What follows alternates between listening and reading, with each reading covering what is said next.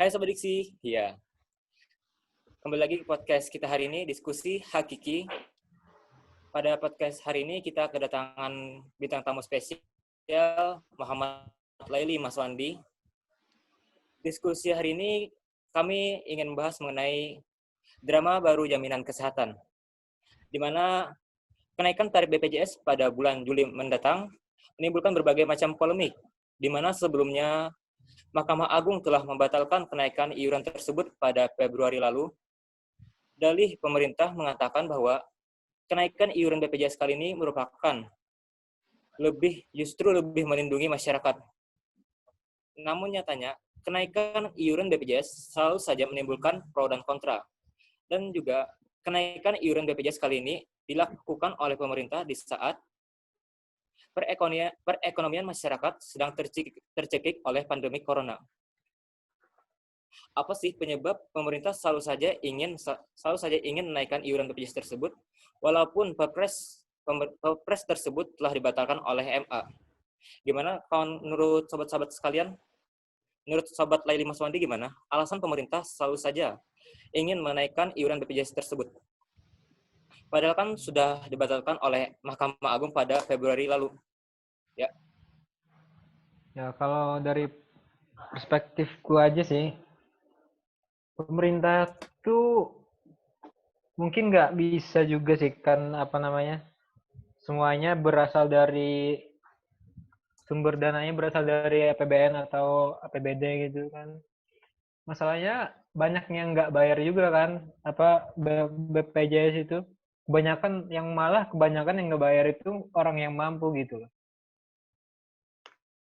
Dengan adanya kenaikan tarif BPJS sendiri itu sebenarnya itu bisa diterapkan, tapi cuman untuk mereka yang punya penghasilan tetap, kayak orang mampu, pokoknya orang, dalam kata lain ya orang mampu gitu loh.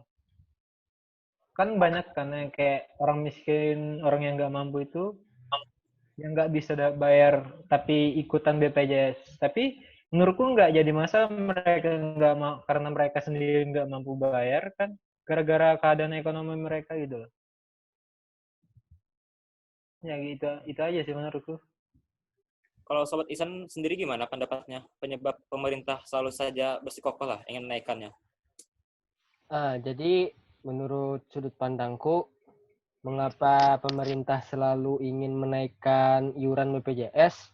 Karena mungkin dalam pola pikir mereka ketika dinaikkan maka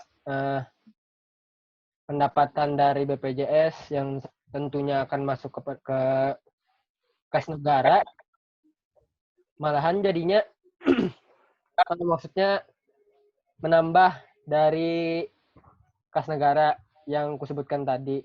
Tapi masalah selanjutnya adalah dengan dana yang sebelumnya aja, tetap aja yang banyak yang belum bayar. Yang awalnya masih kelas 1 80.000, kelas 2 55.000, kelas 3 25.000, itu pun masih ada yang tidak bayar di kelas satunya, tidak mampu bayar dan lain-lain, yang seharusnya tidak bayar, yang seharusnya bayar ternyata tidak bayar. Ada permainan sebenarnya, punya kelas 1 bisa kelas 2. Malahan kebanyakan ketika yang baru nih, karena yang kelas 1 dan kelas 2 saja yang naik, mulai banyak orang yang apa istilahnya, yang menganggap dirinya ke kelas 3. Nah, itu yang jadi masalah. Malahan kalau dinaikkan bukan jadi solusi, tapi yang menjadi solusi menurutku lah, seharusnya pemerintah itu berpikir bahwa yang harus dilakukan adalah manajemen atau lebih intensif lagi menagih ke yang belum bayar.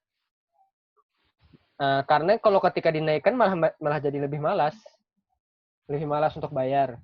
Yang sedikit pun malah ada yang sedikit saja bayarnya malah malah dikibuli gitu, nah istilahnya mengibuli dari pihak BPJS-nya. Kalau dari aku itu aja dulu.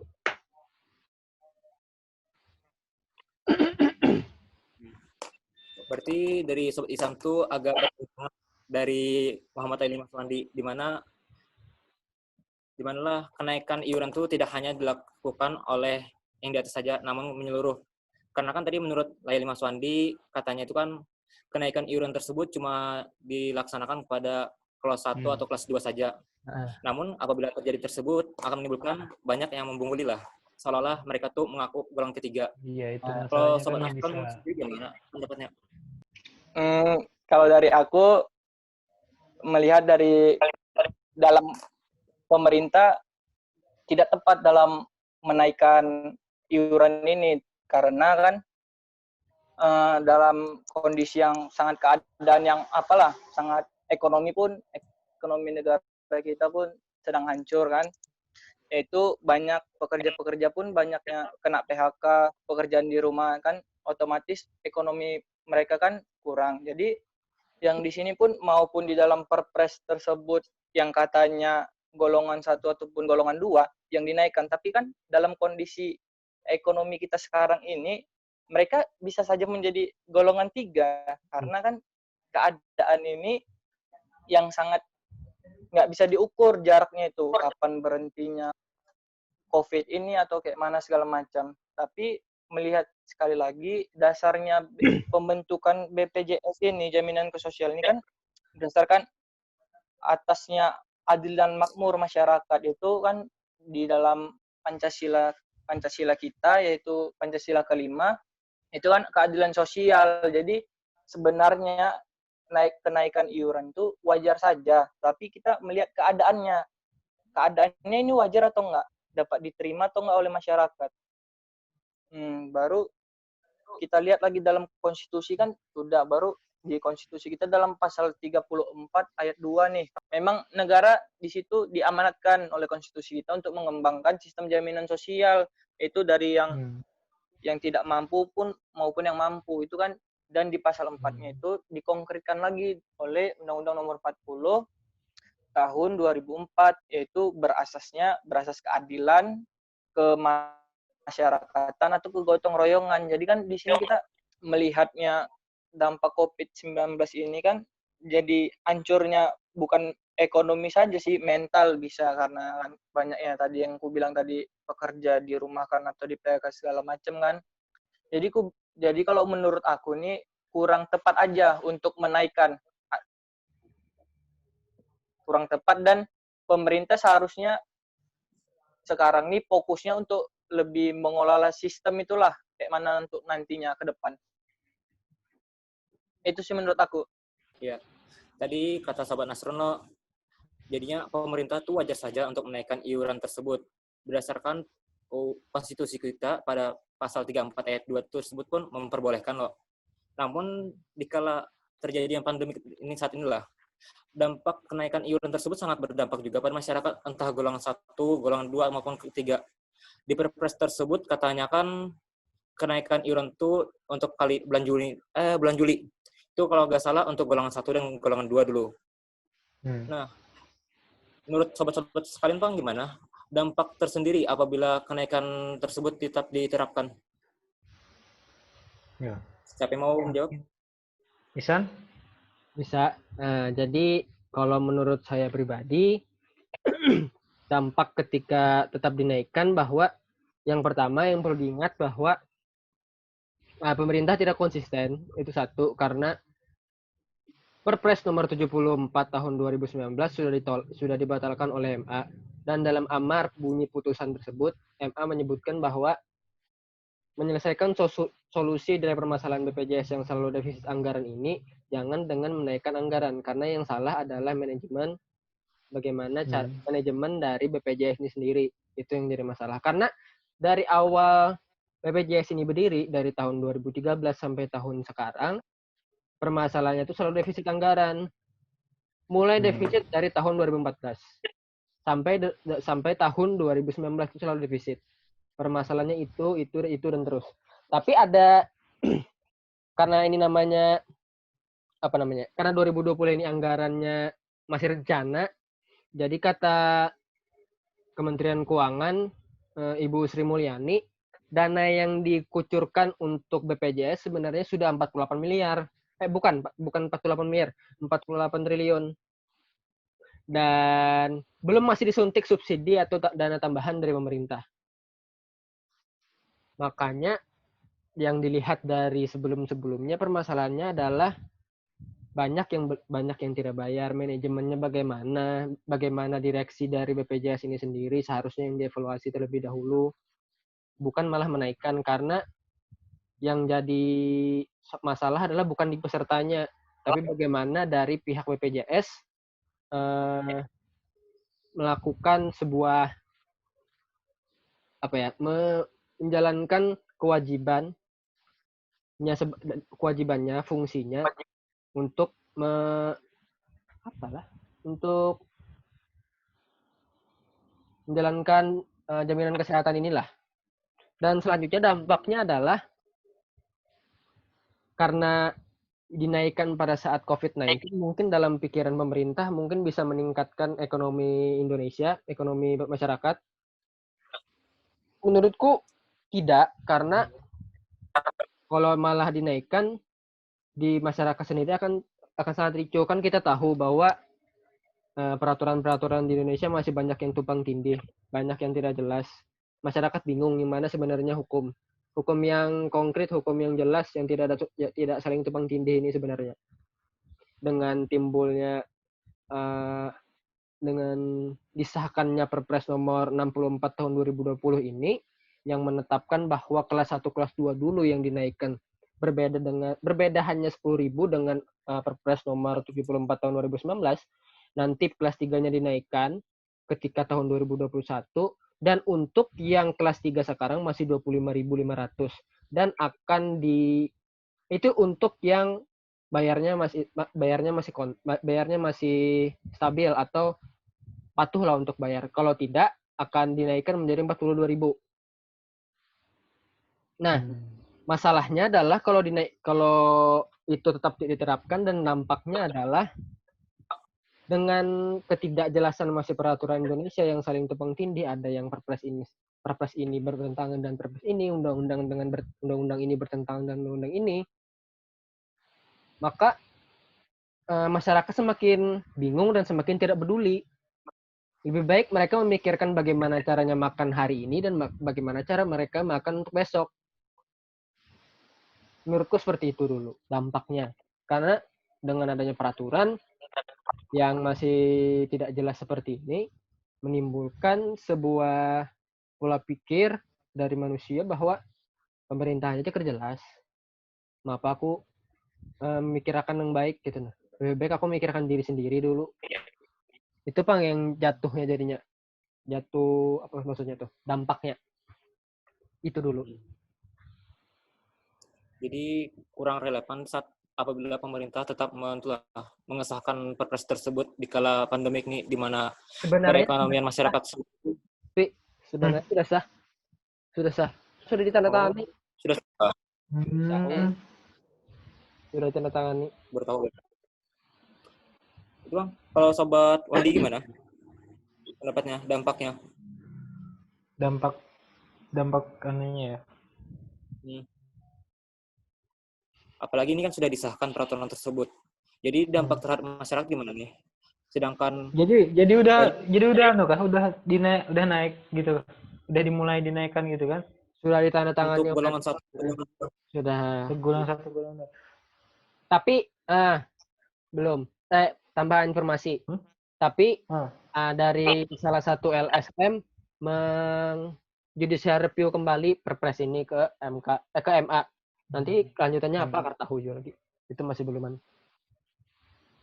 Pertanyaannya golongan 1 sama golongan 2 tuh siapa sih? Yang berpenghasilan tetap kah atau yang punya penghasilan kayak maksudnya itu berdasarkan jumlah penghasilannya atau gimana sih? Saat mereka sendiri mengajukannya mengajukan untuk golongan 1 atau golongan 2. Gitu. Harusnya menurutku bukan sih, itu tuh sudah digolongkan oleh pemerintahnya gitu berdasarkan data penduduknya gitu menurutku lebih baiknya daripada yang kayak terserah dari pesertanya gitu mendaftarkan mau golongan berapa, itu jadinya itu kayak bisa dimanipulasi gitu kan anunya. data-datanya. Kalau nggak dari pemerintahnya tegas gitu, ini harusnya golongan 1 atau harusnya golongan 2 gitu. Itu sih menurutku dampaknya, kalau dampaknya sama orang yang berpenghasilan tetap ya menurutku nggak terlalu berdampak banget sih. Kayak orang mampu kayak kita ini kan, pastinya kita punya keluarga juga yang yang nggak mampu gitu kan, yang jadi peserta BPJS itu sendiri kan. Kayak gimana, apa namanya, mereka kayak misalnya kesulitan ekonomi gara-gara mereka dulunya daftar di golongan 1 atau golongan 2, penurunan penghasilannya menurun gara-gara dampak pandemi ini kan. Kalau kayak gitu ya harusnya ada ibaratnya tuh dispensasi atau apa sih, kayak pokoknya keringanan gitu terhadap peserta gitu lah. Harusnya ada juga sih yang kayak gitu menurutku. Kayak pengajuan kan BPJS itu umum kan menurutku untuk semua masyarakat Indonesia kan, bukan buat Wajib. Pesertanya kan? Wajib. Dalam Jadi asas tujuannya wajib, prinsipnya. Itu menurutku dampaknya kalau misalnya golongan 1, golongan 2 itu orangnya emang orang yang mampu, orang yang pendapatannya maksudnya orang yang digaji kayak PNS gitu kan, yang kayak kan tiap bulan mereka udah dapat gajinya tuh dipotong oleh BPJS biasanya kalau yang PNS yang pendapatan atau penghasilannya tetap gitu. Kalau misalnya kayak yang swasta, yang kayak orang pengusaha itu kan pastinya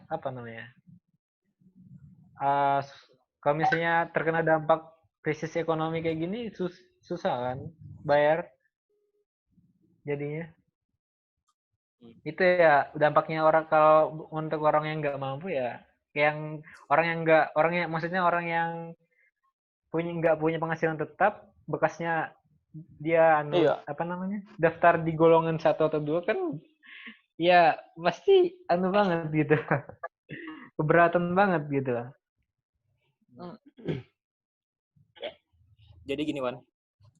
Kan pengajuan golongan BPJS 1 maupun kedua ini kan itu terserah dari pesertanya sendiri mau mengajukan berapa. Karena kan golongan 1 maupun golongan 2 itu beda fasilitas. Jadi kan orang dulu tuh orang-orang yang mampu misalnya bekerja memiliki penghasilan yang tetap.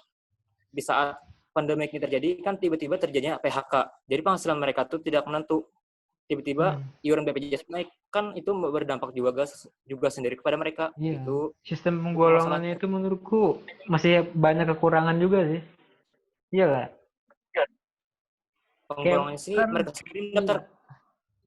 Iya kan, kan maksudnya nggak ada aturan yang tegas golongan 1 tuh harus kayak gimana, maksudnya lebih tegas gitu lah.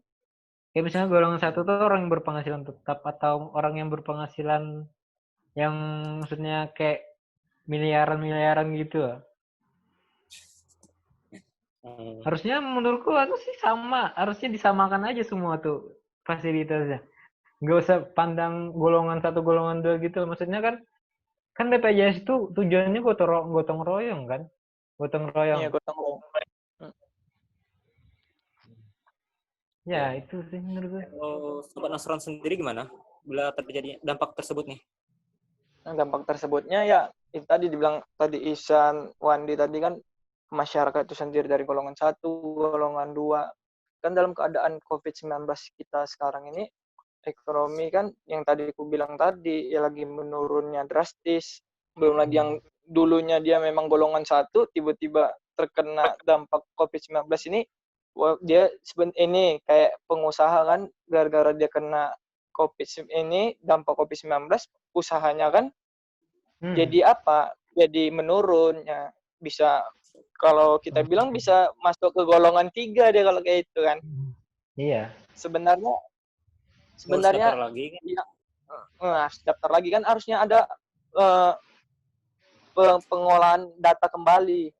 Yang perlu sih menurut aku, pengolahan data kembali yang mana yang cocok untuk golongan 1, golongan 2, golongan 3.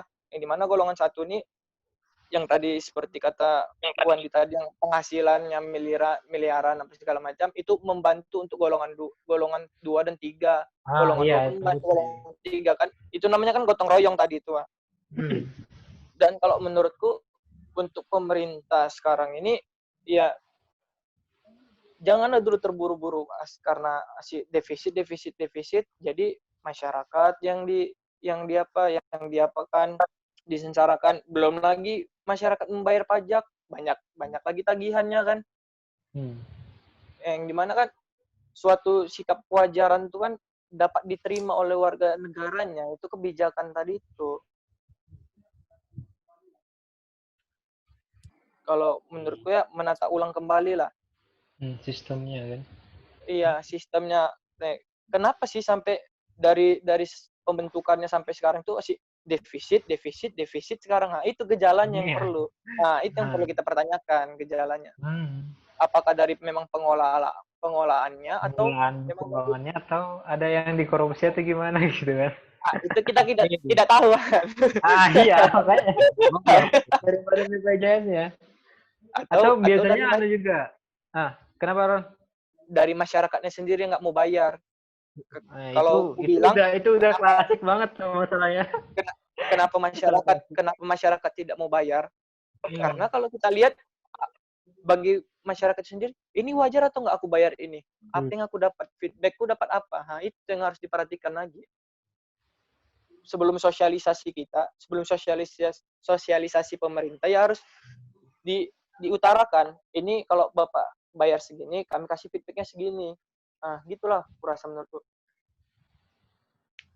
Menurutku ya masalah penggolongan itu pas itu menurutku masih nggak relevan sama keadaan masyarakat Indonesia sendiri menurutku. Alasannya tersebut karena defisit. Ya, itu karena defisit, Bang. Jadi selalu ada iuran naik-naik tuh. Defisit. Dan menurut artikel yang aku baca alasan selalu terjadi defisit itu karena tidak terjadinya keseimbangan antara pengeluaran dan pemasukan. Ya, jadi pemasukan itu maksudnya kita bayar, pengeluaran itu dari rumah sakit, tidak terjadi keseimbangan. Nah, satu lagi yang ingin aku tanyakan ini kan kalian semua hukum ya, guys. Kan perpres tersebut sudah dibatalkan oleh Mahkamah Agung pada bulan Februari kemarin. Apakah perpres yang sudah dibatalkan itu bisa diajukan kembali gak, yuk? Siapa yang mau jawab nih? Sedikit menjelaskan. Karena aku beberapa kali mencari MA ini asasnya seperti apa putusannya. Seperti yang kita tahu, MK kan kalau putusannya itu final and binding. Pokoknya yang paling terakhir dan mengikat. Karena lagi diajukan kembali. Final and binding. Tapi karena MK itu seperti itu, aku cari-cari MA kerda. Mungkin itu tergantung isi dari amar putusannya. Karena kan MA salah itu kasasi. Bisa lagi karena mengajukan PK. Peninjauan kembali.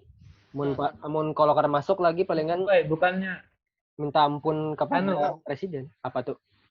MK itu kan cuman bisa undang-undang terhadap undang-undang dasar kan, bukan perpres. Maksudnya perpres kan ada termasuk kok. Perpres terhadap undang-undang itu Mahkamah Agung, Wan.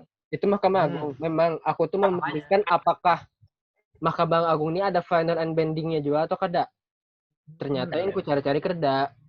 Mungkin tergantung dari bunyi amar putusan, dan amar putusan di Perpres nomor 74 tahun 2019 yang sudah dibatalkan oleh MA disebutkan bahwa ketika solusi yang dicari bukan dengan menaikkan iuran dari BPJS, tapi dengan cara mengevaluasi manajemen di dalam BPJS itu sendiri. Nah, sudah dijelaskan sebenarnya. Tapi lagi-lagi dinaikkan kembali. Dengan apa? Dengan pakai apa? Itu dengan strategi yang lain. Instrumennya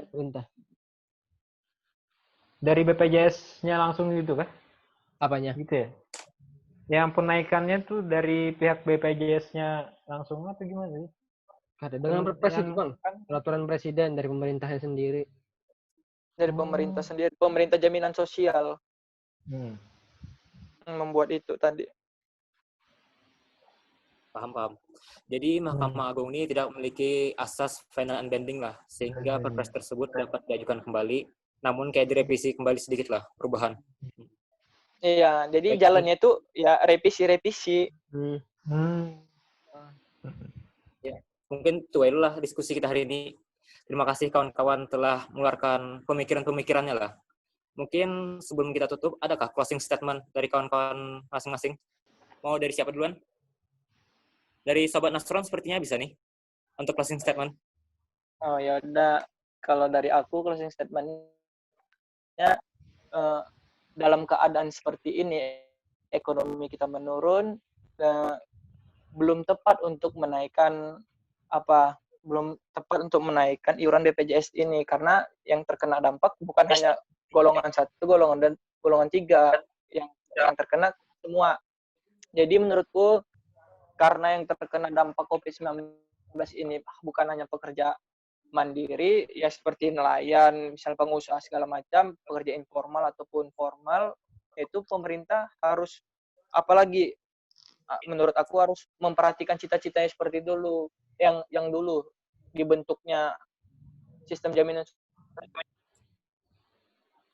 sosial ini untuk apa sih? Itu kan untuk masyarakat adil dan makmur berdasarkan Pancasila, yaitu ke sila kelima, yaitu keadilan sosial bagi seluruh rakyat Indonesia kan, dan memperhatikan Undang-Undang Nomor 34 Ayat 2 dan Ayat 4-nya yaitu di Undang-Undang yaitu dimandatkan lagi oleh Undang-Undang Nomor 40 tahun 2004, yaitu asasnya asas keadilan, keterbukaan, gotong royong. Harus diperhatikan lagi itu semua, dan pengelolaan sistemnya kembali harus ditata ulang, tata kelola keuangan, lebih memperhatikan masyarakat, kan tujuannya untuk masyarakat adil dan makmur.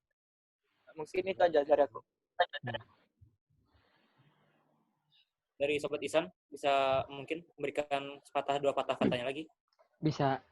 Jadi closing statement dari saya bahwa aku ingin sedikit mengungkit apa yang disampaikan oleh Mas Wandi tadi. Kenapa golongan 1, 2, dan 3, kenapa tidak disamakan saja? Mungkin ini sama dengan pelayanan misalnya di rumah sakit. Ada yang umum, ada yang VIP, ada yang VVIP. Sebenarnya itu sistem kapitalis Bang sebenarnya. Jadi sebenarnya Indonesia ini kada pure punya apalah istilahnya tuh, lain kapitalis, lain komunis, tapi campur sudah. I mean, maksud aku gini loh, penggolongannya tuh penggolongan buat bayarnya aja gitu, tapi fasilitasnya tuh sama buat semua orang gitu. Seharusnya kayak itu Gitu. juga. Nah, itu maksudnya. Nah, kalau pakai sistem yang sekarang, Iya, kan? kelas 1 yang kayak ini, kelas biar 2 penggolongan yang beda bayarnya. Kelas 1 kayak ini, kelas 2 kayak ini kan sebenarnya itu sistem kapitalis, dan itu yang sebenarnya yang harus disingkirkan. Tapi ya mau bagaimana lagi, pastinya ada kepentingan di dalam sana. Kita kada kawaja memungkiri.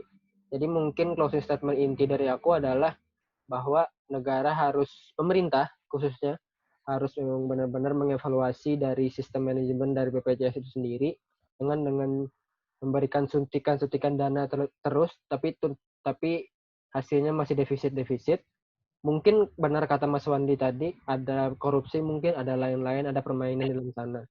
Mungkin itu aja Bang, simpel dari aku. Itu aja, Pi. Dari Mas Wandi mungkin bisa lagi untuk closing statement. Menurutku, ya intinya benahi sistemnya bukan aturannya gitu loh. Ya itu aja sih. Sip, mantap. Singkat, padat, jelas, dan luas. Mungkin last but singkat, padat, jadi apa jadi luas kan? Luas. Ya, benar. Ya, terima kasih kawan-kawan atas diskusinya dan closing statement-nya, di mana disebutkan bahwa menurut teman-teman sendiri bahwa yang akar permasalahan tersebut ialah terjadinya defisit, yang dimana diperlukannya penata kelolaan lebih bagus lagi lah intinya dari semua tersebut. Mungkin dapat saya tutup. Wabillahi taufiq wal hidayah. Wassalamualaikum warahmatullahi wabarakatuh. Waalaikumsalam warahmatullahi wabarakatuh. Assalamualaikum warahmatullahi wabarakatuh.